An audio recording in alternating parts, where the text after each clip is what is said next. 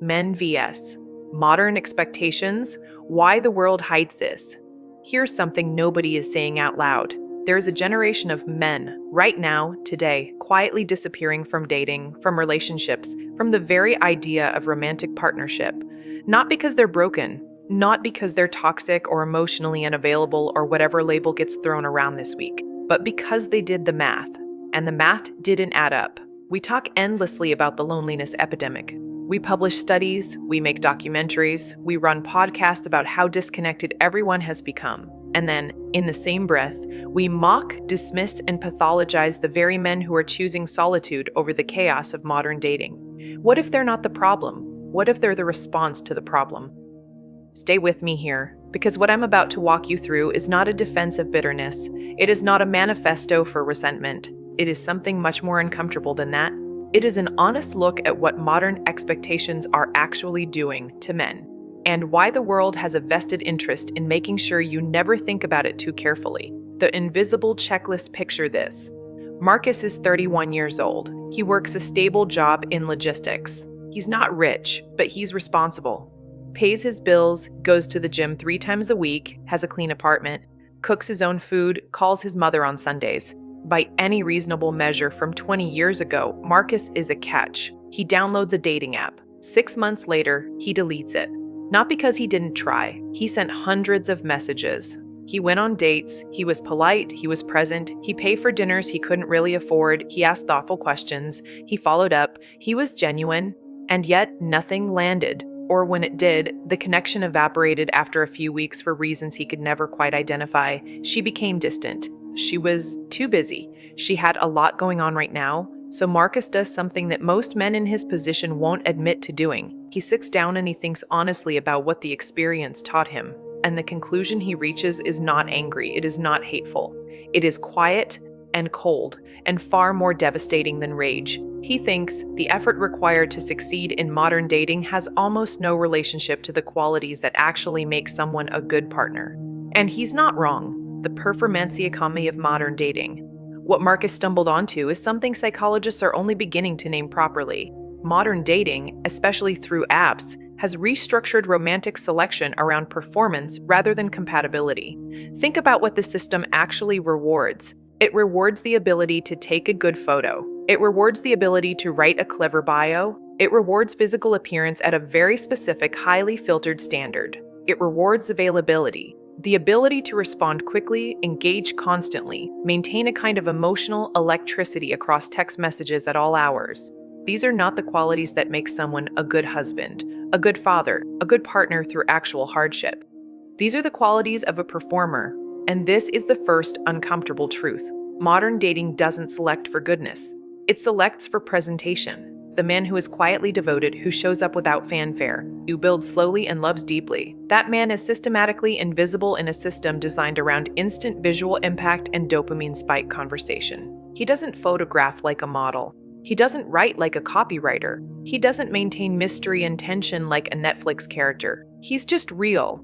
And real, it turns out, doesn't perform well in the attention economy. How the system was built. And boot and peep it. Let's zoom out. Because this is not an accident. The modern dating industrial complex, apps, social media platforms, relationship content, is not designed to help you find love. It is designed to keep you looking. There's a term in behavioral psychology called intermittent reinforcement. It's the same mechanism that makes slot machines addictive. Unpredictable rewards, delivered at random intervals, create stronger behavioral conditioning than predictable ones. Dating apps are built on this principle. The match you might get, the message that might come, the date that might finally be the one. Every notification is a lever pull, every ghost, every failed connection, every almost relationship that evaporates. These aren't bugs in the system, they're features. They keep you swiping, they keep you paying. The act doesn't profit when you find love. The app profits when you stay desperate. Now add to this the cultural layer. Social media has fundamentally altered how women evaluate men and how men understand what is expected of them. The constant exposure to highlight reels of exceptional men, the 6'3" entrepreneur with the jawline and the beach vacation and the Tesla and the dog, has created what researchers call aspirational mismatch. Women aren't comparing the men in front of them to other men they've actually dated. They're comparing them to a curated composite of the top percentile of male presentation online. And men know this. They feel it, even if they can't articulate it. This creates a specific kind of male psychological injury that nobody talks about. The feeling of being perpetually insufficient, not because of anything you've done, but because of what you can't be. You can't be taller. You can't rewire your face. You can't manufacture inherited wealth. You can't compete with a fantasy. And so a growing number of men are making a rational choice that looks, from the outside, like failure. They're opting out.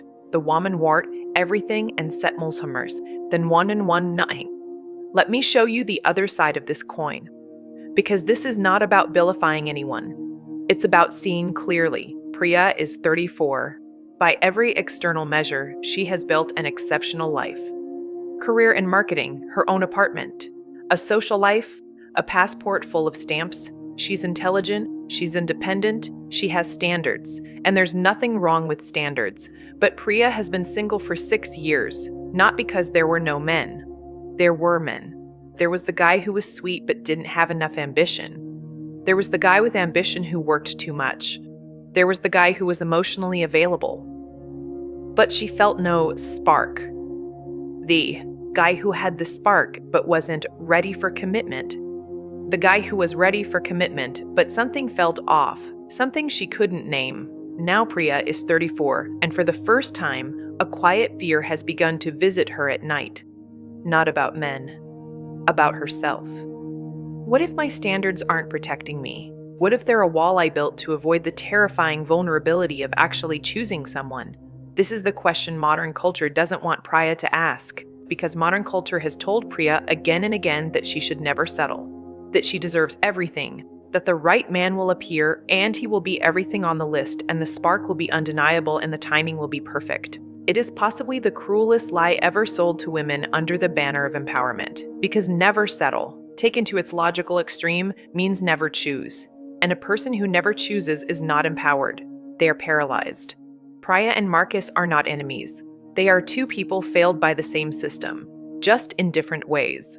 Let's get precise now, because these next ideas are the ones they don't put in think pieces or trend articles. Realization. 1. Modern masculinity has been redefined in ways that are functionally impossible to satisfy. Men are told to be strong but vulnerable, ambitious but present, confident but humble, emotionally available but not needy, traditionally provider-coded but also equally domestic, the leader but also the follower when she wants to lead. These are not contradictions you resolve. These are contradictions you're meant to fail at, so that you remain perpetually in need of correction, perpetually not quite enough. A man who perfectly embodied all of these traits simultaneously wouldn't be a man. He would be a philosophical paradox. Realization 2. The loneliness epidemic is not gender neutral, and talking about it as if it is itself a form of dishonesty. Studies consistently show that young men are now lonelier than young women, that male friendships have atrophied, that men report fewer intimate connections, less social support, and lower rates of emotional intimacy than at any point in recorded modern history. And yet, the cultural response to this is not compassion, it is suspicion. When a woman is lonely, we call it a societal failure and we mobilize resources to address it. When a man is lonely, we ask what he did to deserve it. Let that double standard sit in your chest for a moment. Realization. 3. Men are not failing to meet modern expectations. Modern expectations have been calibrated to ensure male failure. This is the one that makes people uncomfortable, so let me be careful here. I am not saying there is a conspiracy. I am not saying women are to blame.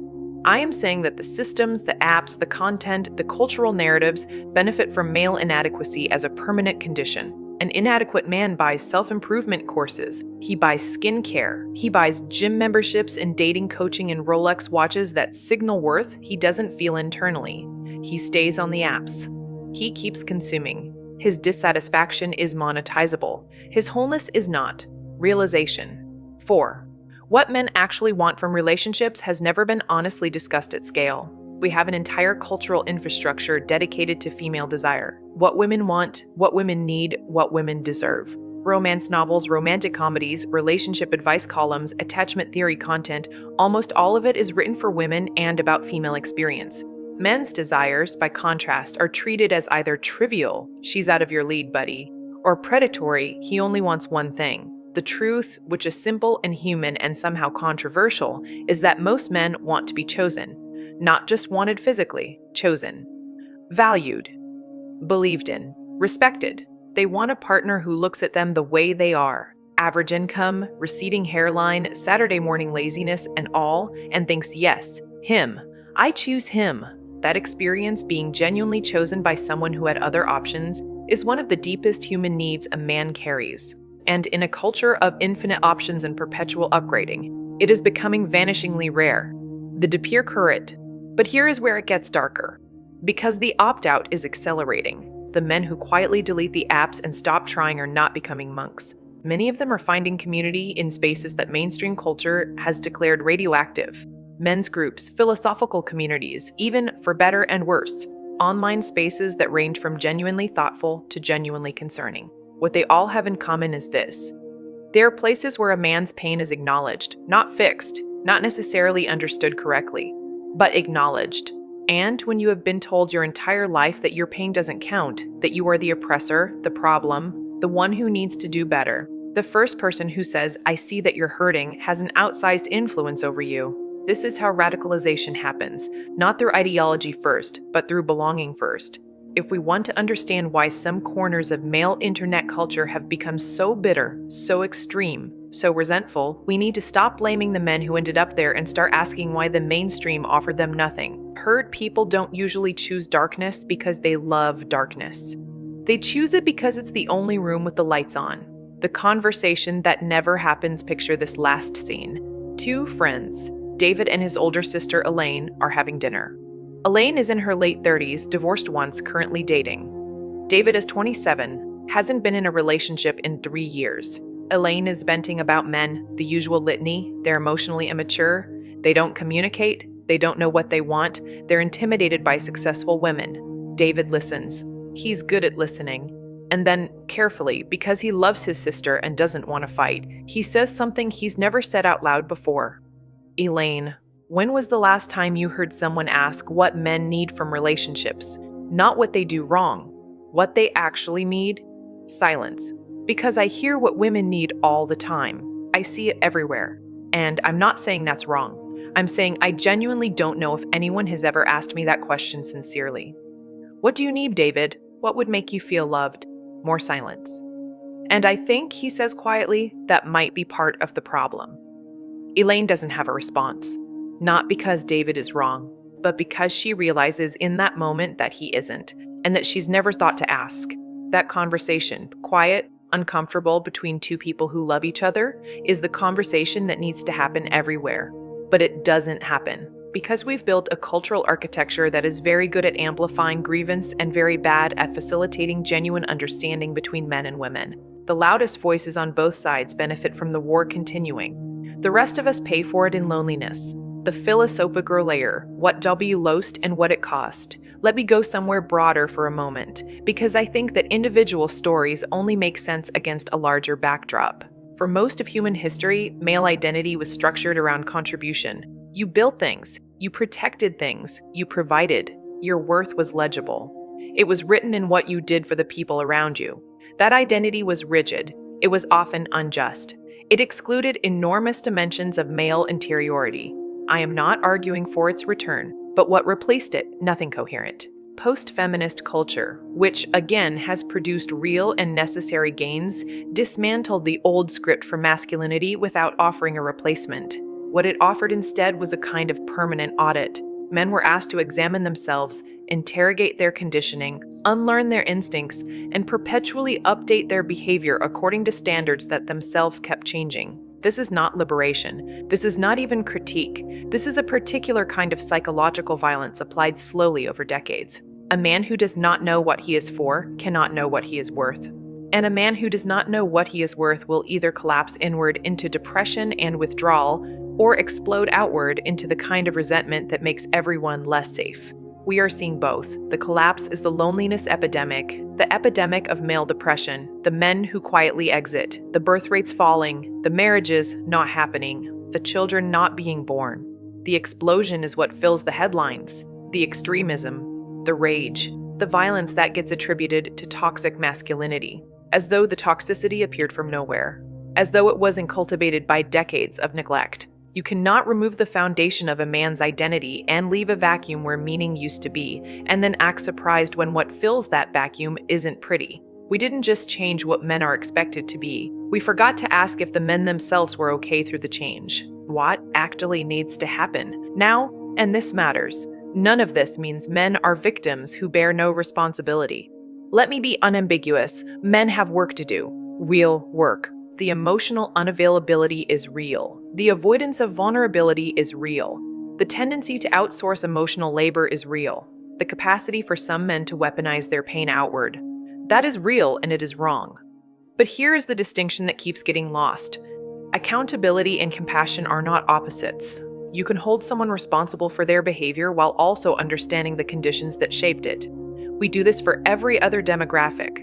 We do it with language and empathy and nuance. When we refuse to do it for men, when we treat male pain as either invisible or suspect, we are not being progressive. We are being selectively humane. And selective humanism is just another word for prejudice. What actually needs to happen is simple. If not easy, men need to be seen as full human beings, with legitimate emotional needs, legitimate desires for connection, legitimate vulnerability, before they've earned it through behavior change, not as a reward for getting it right, as a starting point.